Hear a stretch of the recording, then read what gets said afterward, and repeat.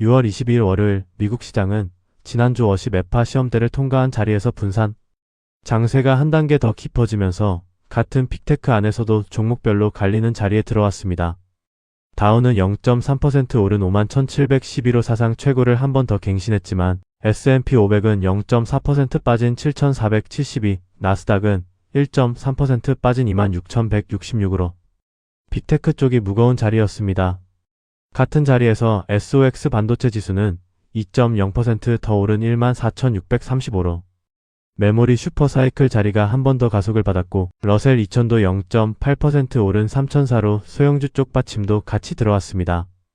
VIX는 5.4% 튀어 17.28, 10년물 금리는 4.51%로 6bp 올랐고 WTI는 74.01달러로 3.4% 빠지면서 미국과 이란의 휴전 협상, 진전 보도와 호르무즈 해협 원유 흐름 정상화가 같이 작용한 자리였습니다. 한 가지 더 짚어야 할 점은 1987년 블랙 먼데이부터 닷컴 버블 910일까지 미국 통화 정책을 약 20년 동안 이끌었던 앨런 그린스펀 전 연준 의장이 팩세로 별세했다는 보도가 같이 들어왔다는 것입니다. 시장이 가장 길었던 한 시대를 정리하는 자리에서 새 의장 워시의 매파 시그널이 시장 가정을 다시 잡아가는 다음 시대로 한 발 더 들어간 자리이기도 합니다. 수요일 마이크론 실적 발표가 이번 주 가장 큰 매크로 변수로 시야에 들어와 있고 그 자리에서 메모리 종목들이 한 번 더 자금을 끌어들이는 모양이었습니다. 개별주 흐름은 분산 장세의 두 갈래가 같은 빅테크 안에서도 또렷하게 나뉘는 자리였습니다. 살아남은 자리는 메모리와 전력 인프라였습니다. 마이크론은 6.8% 폭등한 1211달러로 사상 최고를 다시 썼고 엔트로픽과의 추가 계약 보도가 추가 매수에 한 번 더 불을 붙였습니다. 샌디스크는 4.1% 오른 2274달러로 메모리 슈퍼사이클 자리에서 같이 따라갔고 인텔은 5.2% 오른 141달러로 구글 TPU 위탁 생산 자리에 추가 모멘텀이 한 번 더 들어가면서 7거래일 연속 강세 흐름을 끊지 않았습니다. AMD는 2.6% 오른 552달러, 루멘텀은 5.2% 오른 894달러, 버티브는 7.5% 폭등한 358달러로 전력 인프라 자리도 멈추지 않았습니다. 온세미컨덕터는 8.2% 폭등한 132달러로 한 번에 큰 폭을 가져갔고 SOXL은 7.7% 오른 301달러로 300달러 선을 한 번 더 위로 올라섰습니다. 반대편은 같은 빅테크 안에서도 한 번에 크게 흔들린 자리였습니다. 알파벳은 5.1% 빠진 349달러로 가장 큰 폭, 브로드컴은 4.7% 빠진 392달러, 메타는 2.3% 빠진 564달러로 빅테크 멀티플 자리들이 같이 한 번씩 차익을 받았습니다. 엔비디아는 1.0% 빠진 209달러로 그래도 작은 폭이었고 테슬라는 1.1% 오른 405달러로 따로 받침이 들어왔습니다. 한 가지 더 짚어야 할 점은 같은 빅테크 자리 안에서도 펀더멘털이 어떻게 박혀있는가에 따라 같은 매크로 충격에 다르게 박힌다는 것입니다. 메모리와 전력은 공급 제약이라는 펀더멘털이 받쳐줘서 추가로 갔고 알파벳과 브로드컴은 멀티플이 두껍게 박혀있는 자리라 호재 한 줄이 빠지자 같이 흔들렸습니다. 오늘 매매일지에서는 메모리 코어 자리에 한 단계 더 들어갔습니다. 마이크론 3주, 웨스턴 디지털 2주, 샌디스크 1주를 매수해 메모리 코어 자리에 더 넣었습니다.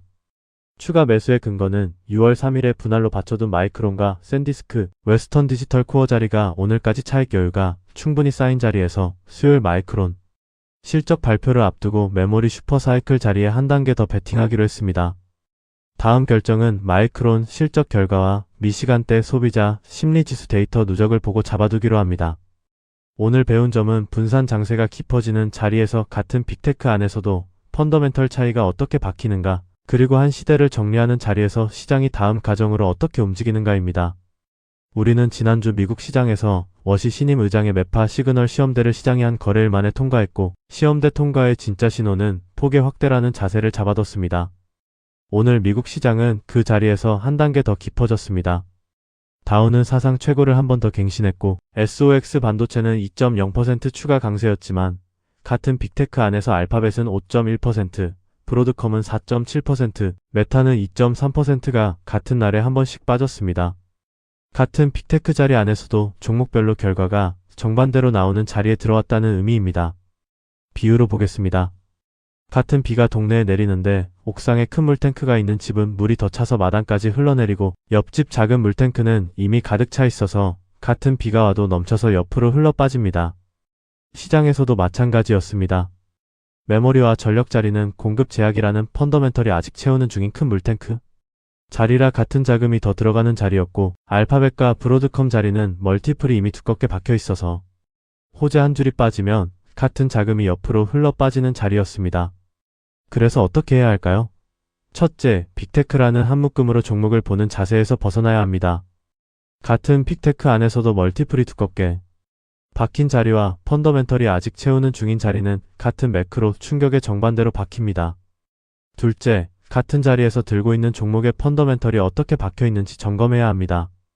공급 제약 자리, 즉 메모리 슈퍼사이클이나 전력 캐파 부족 같은 자리는 같은 자금이 더 들어가는 자리이고, 멀티플 위주 자리는 호재 한 줄로 같이 흔들리는 자리입니다. 셋째, 실적 발표를 앞둔 자리에서는 베팅의 크기를 다시 점검해야 합니다.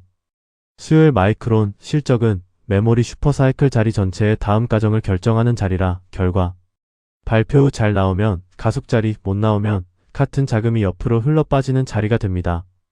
오늘 공부는 여기까지입니다. 성투하세요.